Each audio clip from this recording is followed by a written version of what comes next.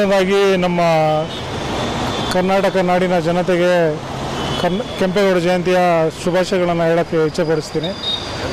ಇದು ನಮ್ಮ 2ನೇ ಬಾರಿ ಈ ಜಾಗದಲ್ಲಿ ಕೆಂಪೇಗೌಡ ಜಯಂತಿಯನ್ನು ನಮ್ಮ ಕರ್ನಾಟಕ ಒಕ್ಕಲಿಗ ರಕ್ಷಣಾ ವೇದಿಕೆ ವತಿಯಿಂದ ಆಚರಿಸ್ತಾ ಇದ್ದೀವಿ. ಸೊ ಇವತ್ತು ನಮ್ಮ ಈ ಕಾರ್ಯಕ್ರಮಕ್ಕೆ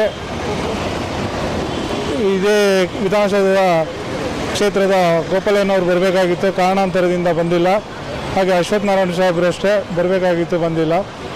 ಸೊ ಇಲ್ಲಿನ ನಮ್ಮ ಸ್ಥಳೀಯ ನಾಯಕರಾದಂಥ ಕೇಶವಮೂರ್ತಿಯವರು ಹಾಗೂ ಭವ್ಯ ನರಸಿಂಹ ಅವರು, ಸೊ ಹಾಗೆ ಚೆನ್ನೇಗೌಡರವರು ಮತ್ತು ಮಲೆನಾಡು ಸಂಘದ ಚೆನ್ನೇಗೌಡರವರು, ಹಾಗೆ ವೀರ ಕನ್ನಡಿಗ ಸೇನೆಯ ರವೀಂದ್ರ ಅವರು, ಸೊ ಹಲವಾರು ಗಣ್ಯರು ಬಂದಿದ್ದರು.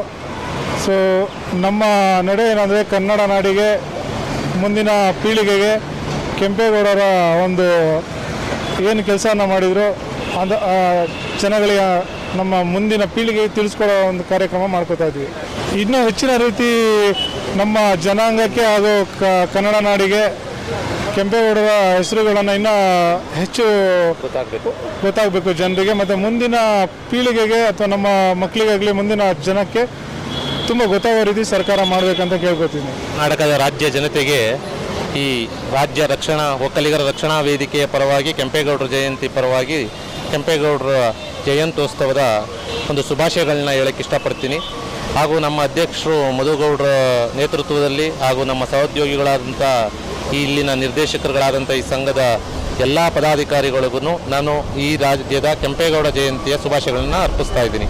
ಹಾಗೂ ಇವತ್ತು ಬೆಂಗಳೂರು ನಗರದಲ್ಲಿ ಹುಟ್ಟಿರುವಂಥವ್ರು, ಬೆಂಗಳೂರು ನಗರದಲ್ಲಿ ಯಾರೇ ಕೂಡ ಇಲ್ಲಿ ಒಬ್ಬರೇ ಇಲ್ಲ, ಇಡೀ ದೇಶದ ಎಲ್ಲ ಜನರು ಇರೋದ್ರಿಂದ ಪ್ರತಿಯೊಬ್ಬರಿಗೂ ಕೆಂಪೇಗೌಡರು ಅಂದರೆ ಯಾರು, ಈ ನಾಡಿನ ನಿರ್ಮಾತೃ ಯಾರು ಅನ್ನೋದನ್ನು ತಿಳಿಸ್ಕೊಡ್ಬೇಕು ಅನ್ನೋದು ನಮ್ಮೆಲ್ಲರ ಉದ್ದೇಶ ಹಾಗೂ ನಮ್ಮ ಸಂಘದ ಉದ್ದೇಶ.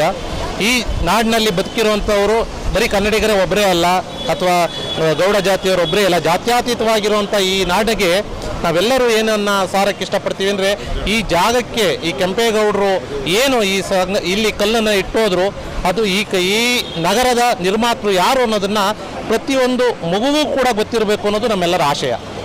ಇದು ನಮ್ಮ ಮೇನ್ ಉದ್ದೇಶ. ಹಾಗೂ ಈ ನಾಡಿನಲ್ಲಿ ಬದುಕ್ತಾ ಇರುವಂಥವ್ರು ಈಗ ಹೊರಗಡೆಯಿಂದ ಬಂದಿರ್ತಾರೆ, ಉತ್ತರ ಭಾರತದಿಂದ ಬಂದಿದ್ದಾರೆ, ಹೊರ ರಾಜ್ಯಗಳಿಂದ ಬಂದಿರುವಂಥ ಎಲ್ಲ ವ್ಯಕ್ತಿಗಳಿಗೂ ಈ ನಗರ ಯಾರಿಂದ ನಿರ್ಮಾಣ ಆಯಿತು, ಕೆಂಪೇಗೌಡರು ಅಂದರೆ ಯಾರು, ಈ ನಗರವನ್ನು ಇಷ್ಟರ ಮಟ್ಟಿಗೆ ಕಟ್ಟಿರುವಂತಹ ಮಹಾನ್ ವ್ಯಕ್ತಿ ಯಾರು ಅನ್ನೋದನ್ನು, ಅವರ ಚರಿತ್ರೆಯನ್ನು ನಮ್ಮ ಸರ್ಕಾರ ಪ್ರತಿಯೊಬ್ಬರಿಗೂ ಕೊಡಬೇಕು ಅಂತ ತಿಳಿಸ್ಕೊಡ್ಬೇಕು ಅಂತ ನಾನು ಈ ಮೂಲಕ ನಮ್ಮ ಸಂಘದ ಪರವಾಗಿ ಕೇಳ್ಕೊಳ್ಳೋಕ್ಕೆ ಇಷ್ಟಪಡ್ತೀನಿ. ನಾನು ರಾಜ್ಯ ಒಕ್ಕಲಿಗ ರಕ್ಷಣಾ ವೇದಿಕೆಯ ಉಪಾಧ್ಯಕ್ಷನಾಗಿದ್ದೀನಿ. ನಮ್ಮ ಅಧ್ಯಕ್ಷರು ಮಧುಗೌಡರು ಹಾಗೂ ನಮ್ಮ ಸಹೋದ್ಯೋಗಿಗಳು ಇಲ್ಲೆಲ್ಲ ನಾವೆಲ್ಲ ಇದ್ದೀವಿ. ನಮಸ್ಕಾರ, ನಾನು ಚೆನ್ನೇಗೌಡ, ಮಲೆನಾಡು ಗೆಳೆಯರ ಸಂಘದ ಅಧ್ಯಕ್ಷರು. ಇಂದು ರಾಜ್ಯ ಒಕ್ಕಲಿಗರ ವೇದಿಕೆಯು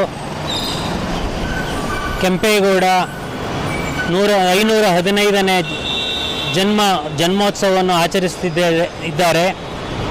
ಅವರಿಗೆ ಈ ಮೂಲಕ ನಮ್ಮ ಸಂಘದ ಪರವಾಗಿ ಶುಭ ಕೋರುತ್ತಾ, ನಮ್ಮ ಬೆಂಗಳೂರು ಇಂದು ಈ ಮಟ್ಟಕ್ಕೆ ಬೆಳೆಯುತ್ತಿದೆ ಅಂದರೆ ನಮ್ಮ ನಾಡಪ್ರಭು ಕೆಂಪೇಗೌಡರೇ ಹಾಕಿಕೊಟ್ಟ ಬುನಾದಿ ಮತ್ತು ಅವರ ಕನಸು. ಈ ಬೆಂಗಳೂರು ಇಂದು ಪ್ರಪಂಚ ಎದುರು ನೋಡುತ್ತಿರುವ ಒಂದು ನಗರ. ಅದೇ ರೀತಿ ತುಂಬ ಒಳ್ಳೆಯ ಉತ್ತಮ ಮಟ್ಟದಲ್ಲಿ ಆರ್ಥಿಕವಾಗಿ ಜಾಗೃತಿಕವಾಗಿ ಬೆಳೀತಾ ಇದೆ. ಹಾಗಾಗಿ ಇನ್ನೂ ಬೆಳಿಬೇಕು. ಇದಕ್ಕೆ ನಮ್ಮೆಲ್ಲರ ಸಹಕಾರ, ಯುವಜನರ ಸಹಕಾರ ಬೇಕು.